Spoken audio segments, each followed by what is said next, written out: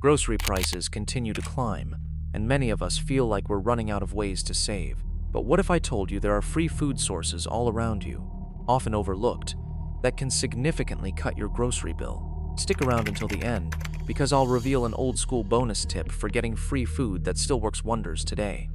Years ago, I volunteered weekly at a local food pantry.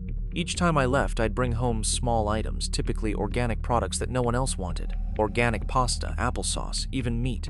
People would simply bypass them. The director practically implored me to take these items home to prevent waste, and with 2 growing boys, it was a true blessing.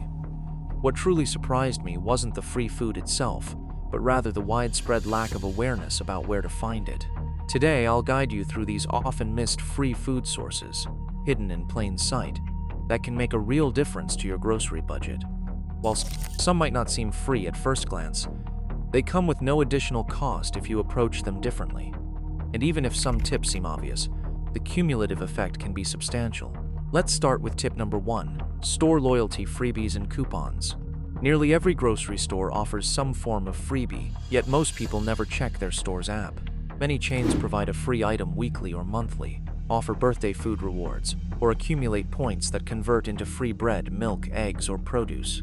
When my children were young, I can't count how many times a free item Friday saved me from exceeding my budget.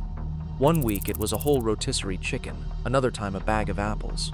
These programs are designed to foster loyalty, but in essence, they're free groceries waiting to be claimed. The simple trick is to check the app before you shop. It takes mere seconds, and over a year, these small freebies accumulate into significant savings without you having to clip a single coupon. And this is just the beginning. Some of the most overlooked free food sources are ones nobody talks about anymore, including that old school trick I promised at the end. Moving on to tip number 2, your pantry's backstock. Your pantry is truly a gold mine. The average family, without realizing it, often has weeks' worth of meals hidden behind the fresh groceries they just purchased. Think pasta, dried beans, rice, oats, canned vegetables, soups, and jars of sauce, all items we tend to forget the moment something new replaces them. I personally practice what I call a reverse meal plan. Instead of immediately cooking with new ingredients, I challenge myself to use what's been sitting there the longest. It's incredible how quickly meals come together when the ingredients are already in your home and already paid for. The best part, nothing goes to waste. During financially challenging times, this habit alone helped me reduce my grocery spending by hundreds. It feels like free food because, in a very real sense, it is. Tip number 3, the forgotten food in your freezer. This might be the easiest free food source of all. Items you've already paid for and then simply forgot about. Nearly every freezer holds lost meals. The leftover chili you intended to eat, half a bag of broccoli, or chicken thighs bought on sale and tucked away. It's like a time capsule of good intentions. During financially tight periods, I made it a habit to do a freezer clean-out every Sunday. I kid you not, I could often assemble 3 to 7 complete meals without spending a single penny. That's significant savings. The key is to use these items before they become an archaeological dig. Free food isn't always glamorous, but it absolutely counts and accumulates quickly. Before we explore free food sources outside your home, remember this crucial point. Some of the simplest freebies aren't seasonal, aren't income-based, and don't depend on your geographical location. Tip number 4 focuses on garden overflows. This is truly one of the most overlooked free food sources, gardeners. If you know even one person with a garden, chances are they're dealing with an abundance of something. Think zucchini that grows to the size of a small child overnight, tomatoes practically dripping off the vines, or cucumbers multiplying as if on commission. People genuinely love sharing their surplus because they despise seeing it go to waste. When my boys were little, neighbors would practically thrust bags of produce into my hands. Peppers, herbs, cherry tomatoes, all completely free and appearing right on my doorstep. And if you're the gardener yourself, that's even better. Freeze it, can it, or transform it into quick meals throughout the week. The core message here is that free food isn't always about financial hardship. Sometimes, it's simply about accepting generosity and being an active part of a sharing community. And on that note, remember to share your own leftovers too. Tip number 5 brings us to community share shelves and take what you need tables. Many people are unaware of how many small towns feature these community food shelves in unexpected locations. Libraries, senior centers, churches, or even the lobby of your town hall. These aren't traditional food pantries, they function more like community swaps. Someone drops off extra pasta or soup, and someone else picks it up. No forms, no questions, no judgment. When I first discovered our local one, I was amazed by the quality and variety of donations: cereal, peanut butter, canned fruit, baking mixes, and even boxed meals. It's perfectly good food that people simply don't want to waste. I've both contributed food items and picked them up myself. That's the essence of how it works. You take what your family needs, and you give back when you're able. I recall during my college days, before I started my business, Frozen Pennies, a classmate's husband, delivered bread to stores. Part of his job involved removing older bread products from shelves, and he often didn't know what to do with them. She would bring large boxes twice a week and set them on a table in the college hall lobby. You could take anything you wanted: bread, buns, bagels, rolls, snack foods, all completely free. It's one of the purest forms of mutual support and offers some of the best free groceries imaginable. Tip number 6 explores library snacks, kids' lunches, and community program food. Most people still view libraries as solely repositories for books, but they have quietly evolved into vibrant hubs for free food, particularly benefiting families. During the summer, many libraries operate grant-funded lunch programs for children. While our local program is at our elementary school rather than the library, some libraries directly offer free fruit bowls or snack baskets, conveniently located near the checkout desks. Furthermore, almost every library hosts evening events that include free snacks such as baking nights, seasonal craft workshops, or family activities. If you're caring for grandchildren, have children with you, or simply wish to ease your grocery budget, these small freebies can truly add up.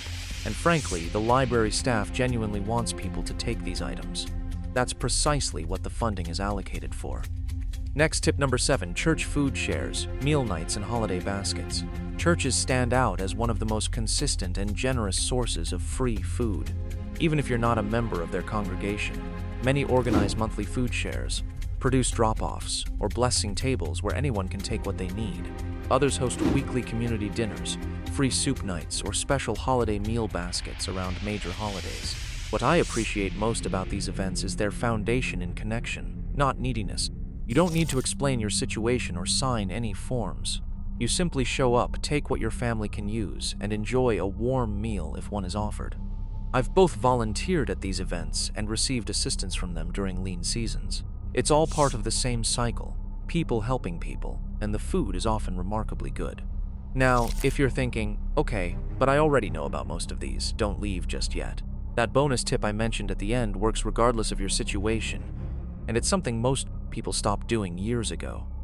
Tip number 8 focuses on community food pantries. It's important to understand that food pantries have evolved significantly. They are no longer the dim, intimidating rooms many people might imagine. Today, many resemble small grocery stores, bright, clean, organized, and well-stocked with fresh produce, dairy, meats, pantry staples, and even specialty items. Our local pantry, for example, looks precisely like this. Crucially, they are designed to support any family feeling a financial squeeze, not exclusively those in severe crisis. During my weekly volunteering, I encountered teachers, retirees, single parents, grandparents, and families with 2 incomes utilizing their services. Groceries are expensive for everyone, and using a pantry is not taking from someone more deserving. Pantries are funded specifically so that anyone struggling with rising food costs can find some relief. If your budget is tight, or simply tighter than you'd prefer, utilizing a community food pantry is one of the smartest and most dignified ways to stretch your food budget without spending more. Tip number 9 is all about family potluck leftovers. Whether you come from a large family or even a small one, you'll know that after every gathering, someone inevitably begs guests to take food home. There's always an aunt, perhaps an Aunt Donna, handing out plastic containers like party favors. You'll find a tray of macaroni salad, a half pan of baked ziti, or extra rolls that no one wants to store. For years, I was quietly grateful for those leftovers, and honestly, I still am today. Feeding a family of 4, particularly 2 growing boys, meant those containers significantly stretched our grocery budget, and there is absolutely no shame in that. In fact, most hosts genuinely want people to take food home because it prevents waste. It's more than just leftovers. It's 1 or 2 free meals and a little breathing room for your budget. Tip number 10 focuses on backyard herbs, seasonal produce, and what I call non-prepper wild edibles. Now, I'm certainly not suggesting you go foraging for mushrooms in the forest. I wouldn't even trust myself with that. However, most neighborhoods have safe and completely free edible items growing right outside your door. Think mint, chives, wild raspberries, blackberry bushes, or fallen apples from an older tree. These plants often thrive without any intervention. When my boys were young, we lived on a property with apple trees, and those apples kept us supplied with applesauce and crisps throughout the autumn. Even today, simply grabbing a handful of backyard herbs can save you from buying an expensive pack at the store. This isn't about extreme prepping, it's about paying attention. Free food is often literally growing right at the edge of your yard. Number 11 covers community events, farmers market samples, and local festival foods. If you have children, grandchildren, nieces, or nephews, this tip is pure gold. Farmers markets, seasonal festivals, and school events often provide so many free samples that kids frequently leave with their little bellies full. Bakeries hand out complimentary cookies, new vendors offer free bites of their products, and produce stands provide slices of melons or apples. When my boys were young, we'd stroll through farmers markets, and they would happily sample their way through breakfast without me spending a penny. Even as an adult, I still enjoy snagging a sample while browsing. While it's not a full meal, it significantly reduces those "I'm starving, let's grab food out" moments that quickly drain your budget. These little bites truly add up to big savings. Tip number 12 introduces rewards apps. I'm not referring to complex coupon apps that demand an hour of your time, but rather the straightforward ones. Think apps like Fetch, Rakuten, gas station rewards programs, or grocery apps that convert your receipts into actual food items. These can yield free milk, eggs, rotisserie chicken, or cereal, items you typically pay good money for. Years ago, during a period of financial constraint, I accumulated enough points to purchase my entire Thanksgiving grocery haul completely free using an app like Ibotta. Once you develop the habit of scanning receipts or checking your reward points, it becomes second nature. This is one of those quiet free food sources that people often underestimate because it feels too insignificant. However, over the course of a year, it can be worth hundreds. I continue to use these apps to earn gift cards.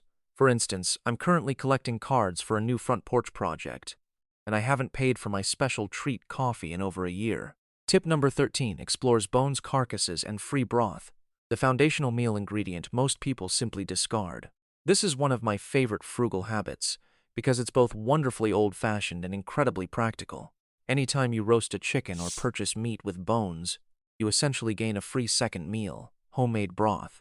And if you don't typically use bones, someone in your family likely does, and would gladly give them to you. Store-bought broth is expensive, but making it at home costs virtually nothing, requiring just water and scraps you already possess, and it's significantly healthier. I employed this trick constantly when my boys were young. Even today, the bones from a single chicken can be stretched into nourishing soups, casseroles, pot pies, or countless other meals built around a rich broth. It's a small habit that can accumulate into dozens of free meals annually. Okay, now for the bonus tip I'm so excited to share. This is the part most people don't believe still works, but it absolutely does. My friend Tammy used to do this constantly when her children were little, and her master list yielded far more success than I ever anticipated. Here's exactly what I'm doing right now. I visit a brand's website, locate their Contact Us page, fill out the form, and include my mailing address. Then, I write a short, polite message. Here's a simple template you can use. Hi there.